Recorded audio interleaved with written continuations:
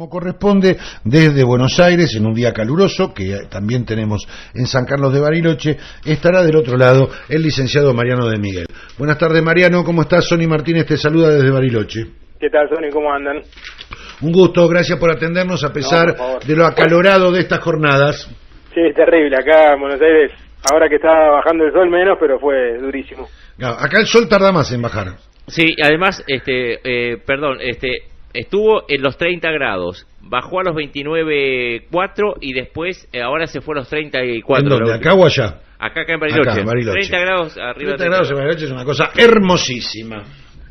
Sí, Mariano, además de estar la cuestión térmica calentita, está la cuestión política también calentita. Los gremios, porque tal vez con bancarios haciendo punta, pero en general van a salir a protestar.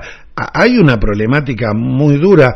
¿Cómo hacemos para poder sentarnos a negociar una paritaria del 15% cuando parece ser que enero cerraría cerca del 2%? La inflación, digo. Bueno, sí, a nosotros por lo pronto enero ya el dato preliminar nos dio 1,5, preliminar porque después completamos con algunos rubros que no podemos relevar online a partir de fuentes oficiales. A veces nos pasa que nos da un poquito por abajo, a veces un poquito por encima, pero sin duda en línea, como decís vos, Sonny, la inflación cerró el año pasado y está arrancando en un ritmo que hace prever que un 15% esté lejos de la realidad y en consecuencia es natural que los gremios que de mínima quieren conservar el poder adquisitivo, ese 15% lo vean como una punta de lanza, en definitiva, de una estrategia de fondo que es usar a los salarios como anclas de los precios, ¿no? Es decir, vos dejás soltar todas las anclas, las tarifas, el tipo de cambio, etcétera. Bueno, yo siempre digo, son el principal componente de la demanda, pero también son un costo de la economía. El gobierno lo usa como último recurso para tratar de que los salarios sean ancla. Ahora, hay que tener bien claro que si los salarios son el ancla de la inflación, que no quiere decir bajarla, sino levemente impedir que se vaya muy muy lejos, es porque la contrapartida de eso es que cae bruscamente el poder adquisitivo de los salarios y yo nunca me canso de recordar que el poder adquisitivo de los salarios con el empleo son la fuente del consumo, que es el principal elemento de la demanda agregada de la economía. Ahora, Mariano, aclarado esto, me quedó clarísimo, coincido con vos en el sentido de que esta cuestión de enfriar la economía no les ha dado resultado y además termina perjudicando la poca posibilidad de crecimiento que hay. Mi pregunta va ahora dirigida a otro tema. Tuvimos oportunidad de escuchar al presidente Macri en Europa y habló con los europeos, tanto con Putin como con Macron, de un país que no parece ser el país en donde yo vivo, ¿no? Esta es la impresión que yo tengo. Habló de un país con desinflación, con crecimiento en los niveles de empleo, con crecimiento de la economía. ¿Cuál es la voltereta que pueden dar los economistas del establishment como para poder presentar estos números y que alguien los crea? Bueno, había un famoso econometrista que decía que los datos se los puede torturar hasta que confiesen, ¿no? Y ciertamente, si Macri habla de la inflación promedio de 41 que generaron en 2016, evidentemente hoy está más baja, ¿no? Claro. Lo que deberían recordar es que todavía está por encima, bastante por encima de cómo se había cerrado en 2015, y esto no es por defender al gobierno anterior, digo, claro. Evidentemente se aceleró muchísimo en 2016 y desde ese pico de 2016 está más bajo. Entonces hay veces que los economistas y al servicio obviamente de la política, y es natural que así sea, se torturan los datos o se los presentan de una manera razonable. Hoy me decía alguien, un empresario muy importante ligado a la pequeña y mediana empresa, me decía exactamente lo que comentabas vos, Sonny. Yo escucho y parecía que estuvieran hablando de un país, no sé, de Noruega o de China, locomotora del mundo, ¿no? Claro. El crecimiento económico, desinflación. No estamos ciertamente en este mundo. Ya que tocaste el tema de Europa, a mí me preocupa bastante también la estrategia de inserción internacional que está teniendo el gobierno, que está proponiendo el gobierno, donde casi que diría tenemos la suerte, entre comillas, que los acuerdos que nosotros queremos suscribir los rechazan las contrapartes, en este caso Francia, defendiendo intereses nacionales, ¿no? Porque el gobierno está teniendo una estrategia de mucha apertura comercial en un mundo que se cierra, que le sobran bienes, que está sobreestoqueado y que está en vendedor más que en comprador. O sea, es una coyuntura donde tener una política deliberadamente de apertura tiene todo para perder y muy poco para ganar. Insisto, tenemos la suerte, entre comillas, de que a pesar de la voluntad del presidente y del gobierno de cerrar y suscribir esos acuerdos, bueno, de la contraparte, por lo menos en el caso de Francia, que tiene intereses muy concretos que le impiden suscribir acuerdos de libre comercio, salvo en condiciones de mucha ventaja, impiden que vayamos por ese camino. Pero yo lo miro con preocupación porque lo relaciono con lo anterior que estábamos hablando. Claro. Vos tenés un escenario de inflación muy elevada, con un mercado interno que no termina de reaccionar, y vas a una estrategia de apertura donde, si vos ves un detalle hoy dramático, es que tenemos un déficit externo muy grande con un ritmo de importaciones brutal. Entonces, suscribir ese tipo de acuerdos es de alguna manera decir, bueno, abrirnos más a que nos inunden en condiciones de competencia relativa muy baja, ¿no? Miguel, como para tener Mariano, ¿tenés algún número de consumo por ejemplo, del año pasado? ¿Cómo cerró el año pasado en niveles de consumo? No, a ver, número fino no, le puedo obviamente para mañana o para... Pero bajó el consumo con respecto... No, el año pasado el consumo subió en el agregado.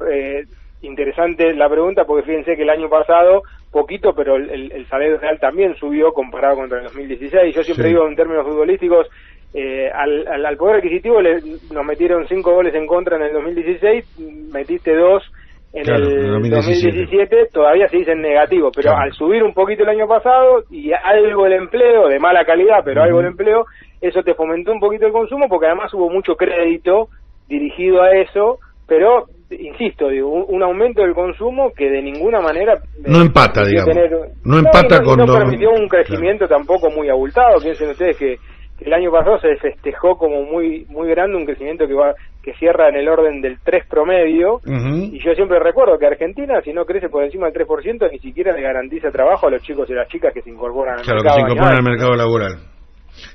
Otro tema, vamos al tema de el déficit, o de los déficits.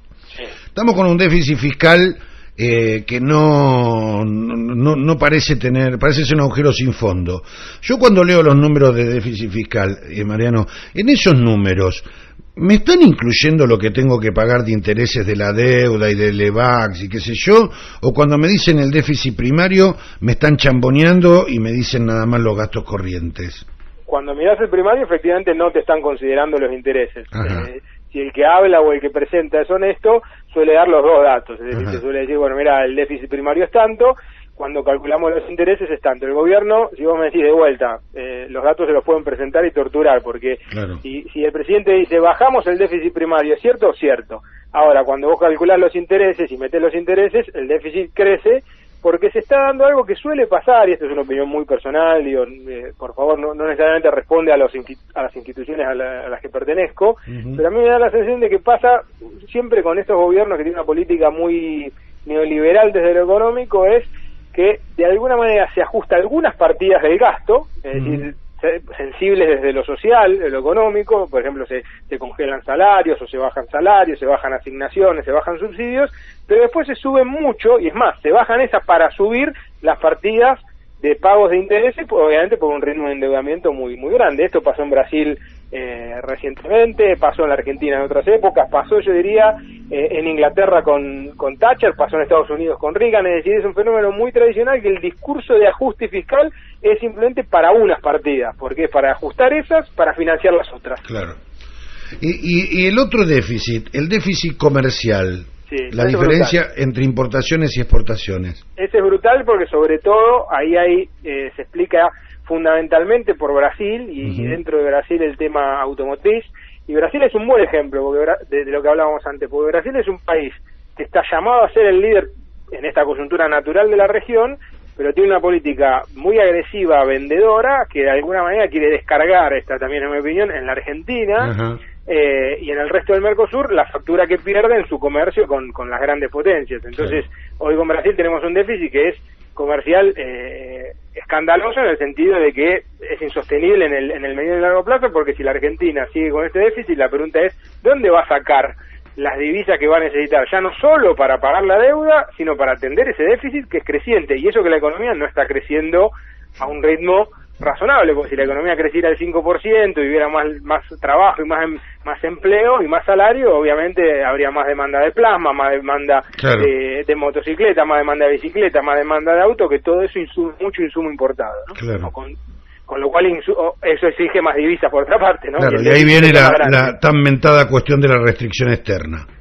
Sí, que en definitiva la manera fácil de resolverla es con endeudamiento, la manera difícil, porque exige consenso social, concertación de política al respecto, es a ver si transformamos una vez la estructura productiva para no tener este eterno problema que de precisar dólares para comprar insumos importados. Exactamente. Ahora, vamos a otro renglón. Deuda externa. Cuando me hablan de deuda externa, además del dinero que vamos tomando, que se anuncia, que 6.000 millones, que 10.000 millones, dentro de la deuda en general, una será externa, pero dentro de la deuda en general, ¿me consideran las LEVACs o estos nuevos títulos con otro nuevo número, otro nuevo nombre que pusieron? ¿Cuánto estamos debiendo entre la que debemos afuera y la que debemos adentro? Cuando se dice, generalmente cuando te dicen de la deuda pública, ahí la LEVAC no está, porque si bien es una deuda que contrae el Banco Central, que uno podría incluir al Banco Central dentro del Gobierno Nacional, no lo consideran en esa fuente.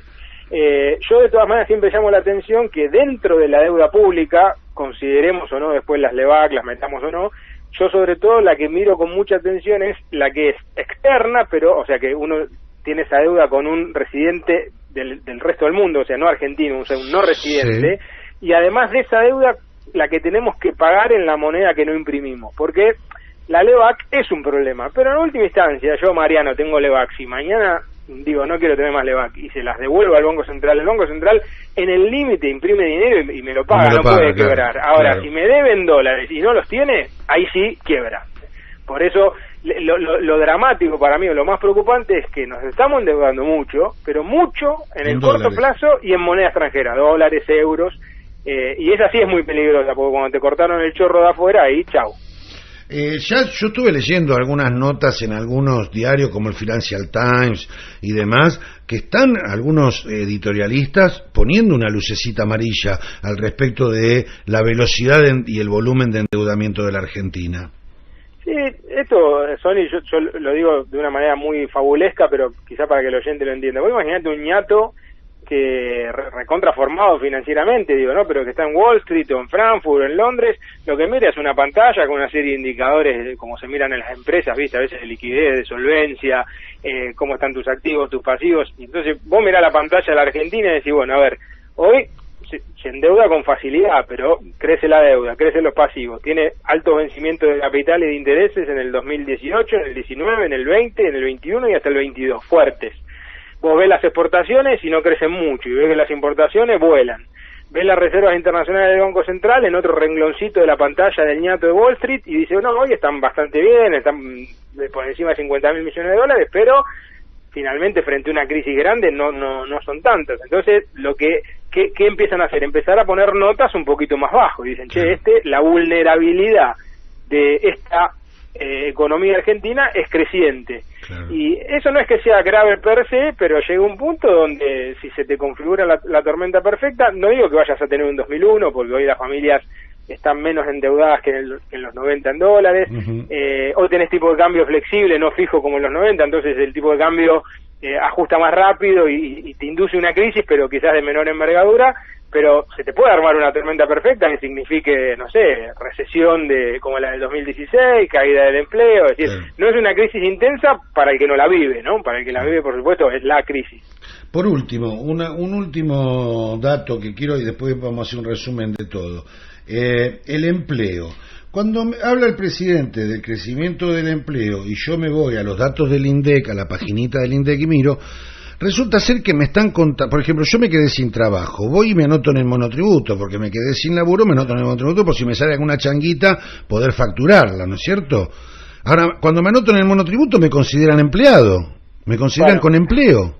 Eso sería como el tercer ejemplo de esto que te decía antes de cómo presentar los datos. Es decir, es cierto que desde un momento de más o menos mitad del 2016 hay creación neta de empleo, pero cuando vos ves la calidad de ese empleo, primero es un empleo mucho más precarizado, que paga menos salario porque es reemplazaste el de la industria, que por cada empleo de la industria te generan 2 indirectos con salarios relativamente elevados, por el cuentapropista. Y mucho de eso encima, como decís vos, es el tipo que se anotó en el monotributo y vos no sabés si realmente está teniendo un ingreso o no. Claro. ¿Qué te dice si yo soy un abogado del diablo que quiero defender y decir que acá está habiendo mucho empleo? Digo, pero mirá que hay países desarrollados, en Europa, donde la verdad que se ha visto que aumentó mucho el cuentapropismo, pero el problema es que vos no podés comparar el cuentapropista profesional de Francia, de Inglaterra, de Alemania, con el cuentapropista de acá, que lo que hizo es pasarse a cuentapropista porque perdió el trabajo en relación de dependencia. Claro. Es más, hay muchos cuentapropistas que estaban trabajando hasta el año 2015, que yo, por decirte algo, un plomero, un albañil de pequeñas modificaciones en tu casa, un pintor, o inclusive el jardinero, que empezaron a quedarse con mucho menos trabajo, porque son áreas donde uno recuerda, se decía, bueno, voy a pintar el baño y demás este verano, voy a aprovechar y bueno, con esta situación económica que tenemos uno tiende a ser más restrictivo, ¿no? Sin duda, porque además, Sony, hay que siempre aclarar esto, es decir, a ese perfil de la sociedad le pasó que alguno perdió el trabajo, otros se le redujeron los ingresos, quizás se le precarizaron las condiciones laborales y encima tuvo mucha inflación, y al ser de los deciles de ingresos más bajos, como los hogares que menos ingresos tienen, gastan en servicios públicos, alimentos y bebidas, que son las cosas que más tuvieron, es más grande. O sea, ese tipo tuvo la tijera negativa por los dos lados. Es decir, por un lado la hoja del empleo se le complicó y de los ingresos, y por otro lado se le complicó el costo de lo que tiene que adquirir. Entonces es fácil entender por qué esa persona, cuando ve que le aumentan de 6 a 8 un servicio o el transporte, uno desde una posición más acomodada dice, no es tanto 2 pesos, pero para el tipo se le va la vida, porque cuando lo acumula en el mes capaz que son 500, 600 pesos y no llega a fin de mes. Bueno, está bien, pero tienen que escuchar a nuestro ministro de Transporte, que dice que le van a aumentar la tarifa, pero va a terminar pagando menos, porque si toma 17 colectivos en el transcurso de 2 horas, en el último colectivo le devuelven plata, más o menos. Está bien, sí, que además de ese disparate, suponete que eso sea cierto, habría que anotar ahí que eso ya de una mirada más social, no solo económica, que evidentemente acá en algunos casos los trabajadores más precarizados encima, suelen vivir muy lejos del lugar donde trabajan, entonces se les precariza su condición. ¿Por qué? Porque se les va 2, 3, 4 horas de transporte. Claro. No viene mal recordar que cuando, no sé si se acuerdan de los incidentes en Brasil, creo que fue previo a las Olimpiadas y demás, uno de los disparadores justamente fue el aumento del transporte. Sí, y del tiempo de los laburantes, porque me decía un economista de Brasil que allá hay gente que de repente se le va 4 horas del día, o 5 en llegar al trabajo. Sí, en San Pablo tranquilamente, porque es una ciudad extensísima y monstruosa. Entonces, yo digo, para no meter siempre solamente elementos cuantitativos, hay cualitativos que también inciden en el bienestar, en la sensación de las personas, ¿no? Otra pregunta, y te juro que esta es la última. ¿Me podés explicar el tema de la fuga de capitales? Tomamos deuda en dólares, vienen los dólares para acá, no parece haber inversiones de carácter productivo, pero se nos va un montón de gente turista y se habla en algunos medios de fuga de capitales, ¿no? No hay control en este sentido, las empresas pueden girar dinero a sus casas matrices, los particulares pueden agarrar los dólares y llevárselos. ¿Está habiendo un agujero negro de fuga de dólares? Todavía no sé si un agujero negro tan fuerte como en el sentido de la física, pero sin duda hay algo muy problemático que tenés fuerte fuga de capitales en un contexto de mucho endeudamiento, de entrada de divisas y de estabilidad. Yo digo, si mañana se arma una corrida en serio, esa fuga se te dispara muchísimo más. Claro. Porque hoy, ¿qué pasa? El gobierno se endeuda, supongamos, con cualquier organismo internacional, o emite bonos y agentes del extranjero los compran, le dan dólares. El gobierno los trae, se los da al Banco Central para que el Banco Central les dé pesos para financiar parte del déficit que tiene. El Banco Central guarda los dólares hasta que viene el Banco Santander Río, que se los pide. ¿Por qué? Porque un cliente le compró dólares y eso se llama fuga. O de repente porque el banco francés tiene otro cliente que opera con el extranjero y le pidió los dólares para importar. Claro. O otro cliente del Banco Nación le pide los dólares porque repatria utilidades. Entonces, cuando vos entras en esa rueda de que lo que te entra por un lado en gran medida se te va, ya sea por temas comerciales, ya sea por repatriación de utilidades, o de pago de dividendos, o fuga de capitales, ahí entras con una rueda que el ñato que te decía de Frankfurt, de Londres, de Nueva York en la pantalla, lo empieza a ver. Claro. Entonces cuando eso lo corre en el tiempo, dice, bueno, esta economía no es tan fuerte y sólida. Parece estar tambaleando. A ver, claro. Entonces yo estoy ahora en Wall Street, estoy frente a mi pantalla y veo que la inflación de enero en Argentina cerró al 1.5, pero faltan datos, puede subir un poco más. El consumo está medianamente estancado, el Producto Bruto Interno creció un 3%, o la economía creció un 3%, lo cual es casi un estancamiento, por decirlo de alguna manera. Crece el déficit fiscal, crece el déficit comercial, estamos muy endeudados en dólares, se nos va la plata por un tubo y el único empleo que crece es el cuentapropismo. Yo no pondría la plata acá, no invertiría acá yo, si soy empresario. Productivamente seguro que no, y por eso fíjate que te dicen de afuera que inversión productiva no la van a traer.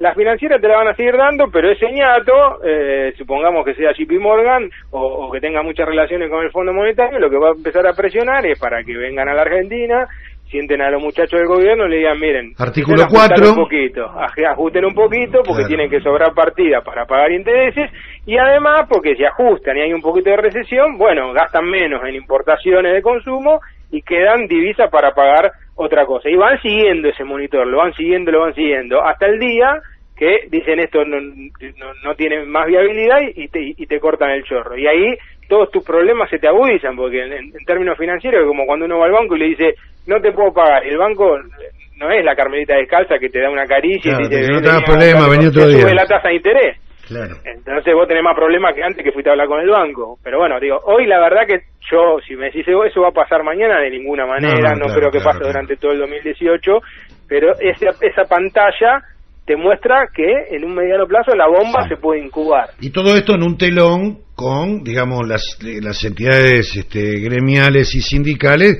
reclamando lo que le corresponde a los trabajadores y empezando a salir a la calle con un gobierno que responde a las manifestaciones populares con represión. Es un cóctel explosivo, digamos, entre todas las variables económicas y financieras que acabamos de analizar, le subamos algunos decibeles que suba la conflictividad social, también suman el cóctel negativo, ¿no? De alguna manera.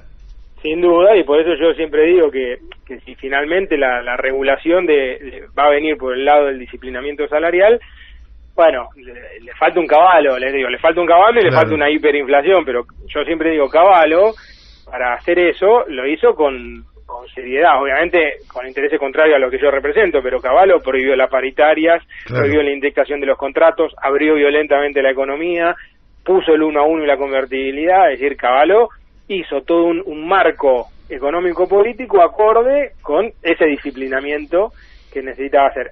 Yo lo veo eso muy difícil en la Argentina de hoy, después de toda una etapa que a algunos les gustará más o menos, que también tuvo su reflejo regional, pero donde el movimiento obrero creció mucho en fortaleza y en capacidad de fuerza, ¿no? y de negociación y de combate en el buen sentido del término. Mariano, muchísimas gracias por este tiempo que le dedicaste a Radio Horizonte. En verdad, yo aprendo mucho cada vez que hablo con vos y supongo que lo mismo le debe pasar a los oyentes. Muchísimas gracias. No, gracias a ustedes. Un abrazo. Ahí está, Mariano de Miguel, economista, ya el currículum te lo conté antes, hablando en exclusiva para la 94.5 FM Horizonte en San Carlos de Bariloche.